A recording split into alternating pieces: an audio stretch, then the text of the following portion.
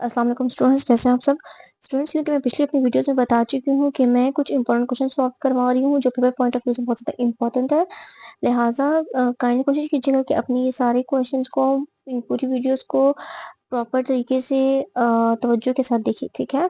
अच्छा, एक क्वेश्चन है हमारे पास जिसमें हमारे पास दो मैट्रिसेस गिवन है, हमने इसमें ये कंडीशन फाइंड आउट करनी है, ठीक है।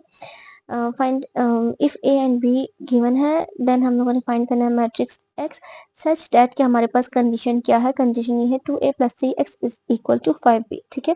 हमारे पास दो मैट्रिसेस गिवन है ए एंड बी, लिहाजा कंडीशन फाइंड आउट करनी है। कंडीशन फाइंड आउट करने के लिए हम लोग क्या करते हैं, कंडीशन को इस तरह लिखते हैं 2a + 3x is equal to 5b। You know that कि हमारे पास x का मैट्रिक्स गिवन नहीं है, एक्स का मैट्रिक्स गिवन नहीं है जिसको हम लोग ए के मैट्रिक्स के साथ ऐड करें। लिहाजा ए को हम लोग इक्वल टू की दूसरी साइड पे लेके जाएंगे। इक्वल टू की दूसरी साइड पे ले जाने के लिए हम लोग 2a को बोथ साइड पे मल्टीप्लाई कर माइनस कर देंगे, सॉरी 2a को बोथ साइड पे माइनस करने से हमारे पास यहाँ से 2a एंड 2a खत्म हो जाएगा। यहाँ पे हमारे पास जस्ट 3x रह जाएगा और इस इक्वल टू 5b - 2a आ जाएगा। क्योंकि हमारे पास x हमने जस्ट फाइंड आउट करना है, हमारे पास क्वेश्चन है, उन्होंने मांगा हुआ है जस्ट आपने x फाइंड आउट करना है। x फाइंड आउट करने के लिए हम क्या करते हैं कि इसकी मल्टीपल में 3 पड़ा हुआ है, 3 को खत्म करने के लिए हम 3 को बोथ साइड पे डिवाइड कर देते हैं, ठीक है।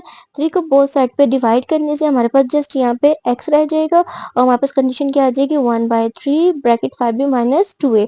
अब हम, क्योंकि ये हमारे पास इक्वेशन है, इस इक्वेशन को हमने फाइंड आउट करना है। इसको फाइंड आउट करने के लिए हम स्टेप बाय स्टेप इसके अंदर सारी कंडीशंस को फाइंड करेंगे, ठीक है। जैसे कि हमारे पास पहले आ जाएगा 2a, हमारे पास a का मैट्रिक्स गिवन था क्वेश्चन में, ठीक है।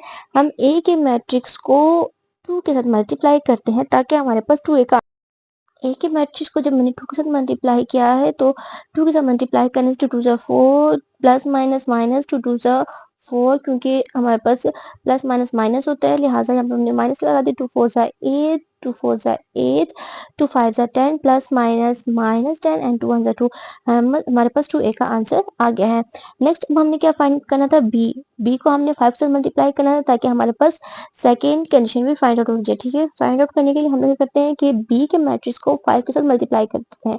5 8 जा 40, 5 0 जा 0, 5 4 जा 20 प्लस माइनस माइनस 5 2 जा 10, 5 3 जा 15 एंड 5 6 जा 30। हमारे पास 5b का भी आंसर आ गया है।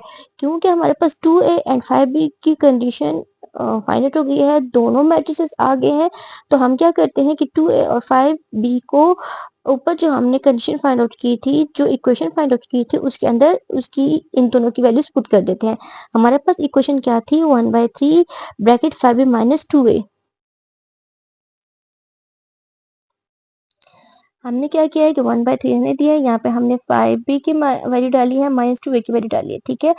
5b की वैल्यू में हमारे पास मैट्रिक्स जो था वो हमारे पास 40 0 20 -10 15 एंड 30 था, और 2a का मैट्रिक्स हमारे पास ये था। इन दोनों को माइनस करने से 40 - 4 आ जाएगा, ठीक है। इसी तरह 0 माइनस और ये वाला -4 ब्रैकेट में आ जाएगा, 20 - 8 आ जाएगा, इसी तरह -10 - 4 आ जाएगा, 15 -10 आ जाएगा एंड 30 -2 आ जाएगा, ठीक है। 40 में से 4 जाएगा 36 आ जाएगा, माइनस माइनस प्लस हो जाएगा, 4 एंड 0 प्लस माइनस होकर 4 दे देंगे। यहाँ पे 20 में से 8 गया तो 12 आ जाएगा। माइनस माइनस प्लस होता है, ये हमारे पास एक फार्मूला है कि माइनस और माइनस ऐड हो जाते हैं, लिहाजा हमने इन दोनों को ऐड किया 14 आ गया। क्योंकि 10 हमारे पास हाईएस्ट वैल्यू थी, इसके साथ माइनस का साइन था, लिहाजा हमारे पास यहाँ पे क्या आ जाएगा, माइनस आ जाएगा। माइनस माइनस दोबारा से ऐड हो जाएगा, 10 और 15 25 दे देंगे। 15 हमारे पास हाईएस्ट वैल्यू थी, इसके साथ कोई साइन नहीं था, इट मीन्स कि यहाँ पे पॉजिटिव साइन था, लिहाजा हमने इसके साथ कोई भी नेगेटिव साइन ऐड नहीं किया बल्कि पॉजिटिव ही इसको रह दिया। 30 - 2 से 28 आ गया। हमारे पास ये तो फाइंड आउट हो गया। अब हमने ये करना है कि जो मल्टीपल डिवीजन में 3 पड़ा हुआ है, इस डिवीजन को हम इस पूरे मैट्रिक्स के साथ मल्टीप्लाई कर देते हैं, ठीक है। जैसे कि हमारे पास यहाँ पे आ जाएगा 1/3 मल्टीप्लाई बाय 36, ठीक है। फिर 1/3 मल्टीप्लाई बाय 4, इसी तरह 1/3 मल्टीप्लाई बाय 12, 1/3 मल्टीप्लाई बाय -14, ठीक है।